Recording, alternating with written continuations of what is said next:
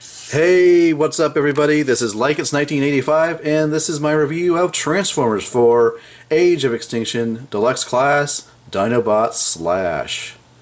Now, one thing about Dinobot Slash here that I noticed is in the Beast form, he is the biggest of the Dinobots so far in Beast form. Now, I don't have my other Dinobot figures in Beast form, but just for now, we'll do a comparison with him in robot mode. And I can tell you that for certain, Slash here is definitely bigger than Scorn, as well as Slug. But there's just a robot mode comparison with the Slash figure in Raptor mode.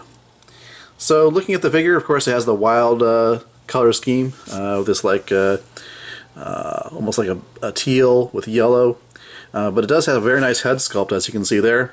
The teeth are colored with nice silver paint, so that's cool. Lots of nice spines here going on throughout the figure.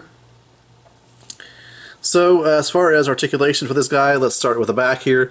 There really is no articulation at the tail. I mean, you can disconnect it here and have this articulation, but what this is, it's meant to hide the head of robot mode. So really, there is no real articulation there.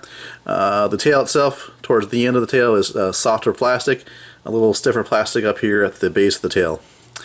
As for the legs, you got a ball joint there, a swivel joint, a hinge joint, a hinge joint, a swivel joint here at the ankle, which is very odd, as you can see, and then the actual foot is on a hinge. So you do have quite a range of articulation. Then you have these, I guess you call them feathers or whatever they are, or spines. These actually articulate on a swivel type of joint. Then you got the ball joint here at the front arms. Below there is no articulation, so the only point of articulation on these front arms is at the ball joint going into the shoulder. You do have a bit of articulation at the neck area. You can see you can articulate this part up like that if you wanted to, really, for that type of effect, and down like that. And then at the actual neck connecting to the head, there's actually 2 points of articulation, one for the lower jaw, one for the upper jaw, so you can articulate it that much. These are meant to peg together, although they're not pegging together too well. Then you can close the jaw. More like, this is more of a realistic pose with the jaw, really. Something like that. So that's the articulation for this guy in his Raptor mode. The weapons for robot mode do store here in the forearms of the Raptor mode. These are just soft plastic, and they store here in the grooves of the arms. So we'll take a look at these later in robot mode. So transformation, let's go ahead and take a look at that. Pretty basic. It has some neat little bits of transformation. So the first thing I like to do is I like to go ahead and detach the tail here.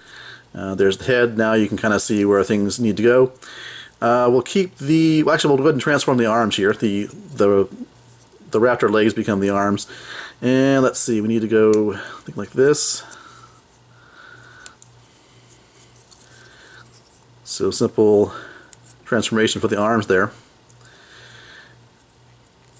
And let's see, let's go ahead and separate the legs. The legs are formed out of the neck and the head of Raptor mode.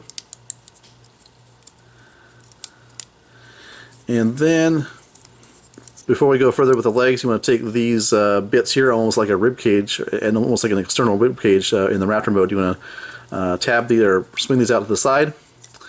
And then, if you take a look at here, this section here is all in one assembly, so we got to untab this here. You can see how that kind of just rests on top of that joint. You want to take that out. And this is going, this whole assembly here, this whole assembly is going to rotate up and over. Now you can see the assembly here. What you want to do is there's actually that groove back there is going to lock into that joint connecting the torso to the arm. So this is going to come back here and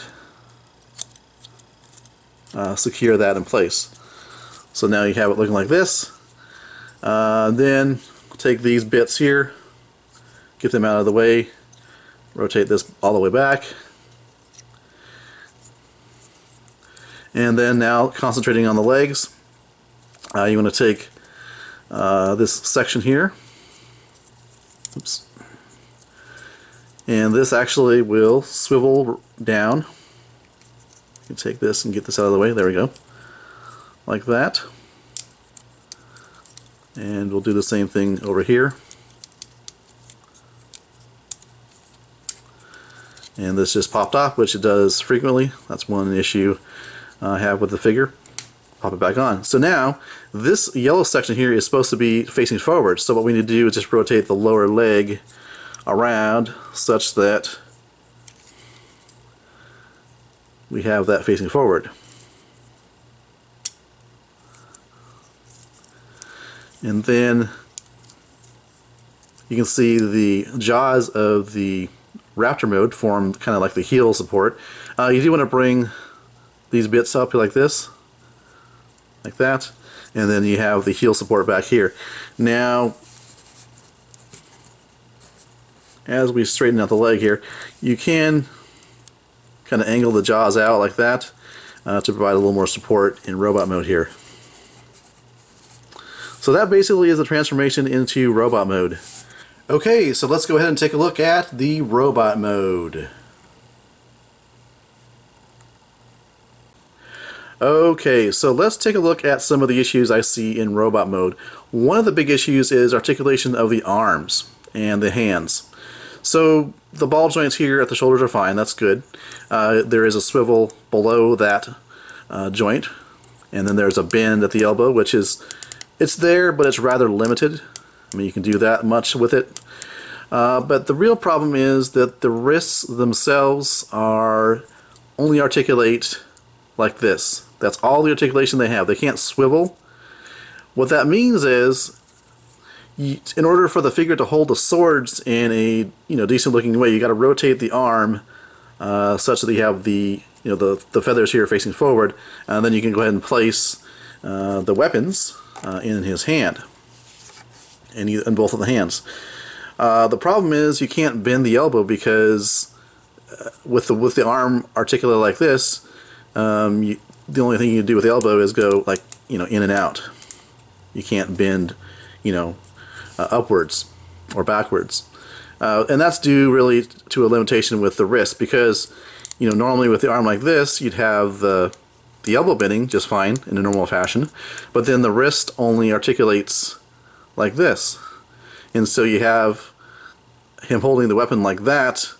In order to get the weapon to be held in a normal fashion, you just have to rotate the arm like that, but then you lose your up and down elbow articulation. So there is that issue. So let me just go ahead and show you the figure with both weapons. He rather does look rather striking, just like any other figure with two identical bladed weapons. Looks pretty cool. As you saw during the transformation, there are the dino feet here, and as far as on the arms are like this. I mean, you could have them, if you have the arm like this, the actual dino feet are pretty well hidden. But if you have the arm like this, it's kind of just hanging off the side, which works if it's like this, because that kind of looks like a Wolverine type of claw. So I kind of like that. So if you have the arms like this, and really you probably want to have them like this for the swords, you can have like the swords here. Let me put the swords back in. Not swords. I don't know what I'm talking about. The axes here. Then, or hatchets, whatever you want to call them. But they're definitely not swords. But when you have the weapons in hand, you have these claws on the side. It looks pretty fearsome. Looks pretty cool. You got this shoulder armor kibble here. It definitely is kibble, but I like the look of it. I mean, personally, I honestly do like the look of this shoulder armor being shoulder armor and not just simply ribcage kibble. Certainly other people may disagree, but certainly, in my opinion, this looks good as shoulder armor. Then you have the issue with these two front arms from the Raptor mode. You can kind of, as far back as they go as this, because you can see that they won't go farther back. So depending on how you angle a figure, like if you're taking a picture, looking at them like that, you barely see those extra dino arms. As you look at the top of the figure, though, you can see that plainly is there, and that's how Hasbro took the picture on their packaging, is with it looking like this. You didn't really notice the extra arms hanging off the back of the figure. So there's that. It doesn't look that bad, I don't think, but there's not really much you can do with these arms if they do bother you, and they don't bother me too much. So that's pretty much it for the issues in robot mode. Articulation wise, looks like the head is on just a basic swivel joint. I don't see any ball joint type of movement there, so just a swivel, which is okay, I think. As I mentioned before, ball jointed shoulders, swivel upper arms, hinged elbows, and these wonky limited articulation at the wrists. Then you have ball jointed hips and swivel thighs, and then a hinged knee.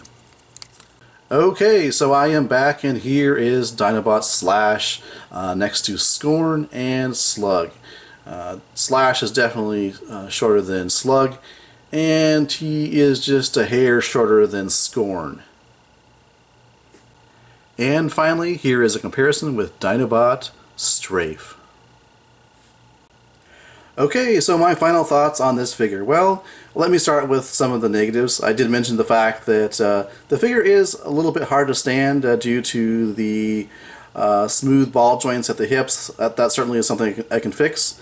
The heel support is sometimes a little bit problematic. I mean, it does support the figure, but sometimes it just tends to collapse a little bit. So there is a little bit issue there, trying to get the heel support looking good and supporting the figure. Depending on your view, there are potential problems with kibble, like I mentioned with the Raptor feet here and the Raptor arms.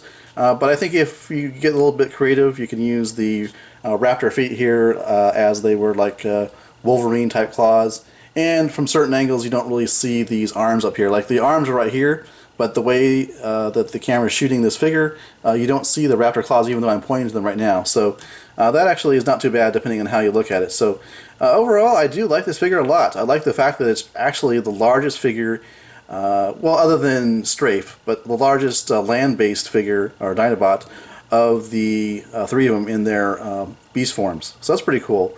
I don't know if that's really to scale, because a Raptor seems to, I don't know if a Raptor is as big as a Spinosaurus, which is the Scorn figure, and certainly I don't think a Raptor is as big as a Triceratops as the Slug figure is in beast form. So there are a bit of scale issues there, I think, in the beast forms. But in robot mode, they stack up pretty well. They're all about the same height, which is good. Alright, well, thanks for watching. This has been my review of the Transformers 4 Age of Extinction Deluxe Class Dinobot Slash.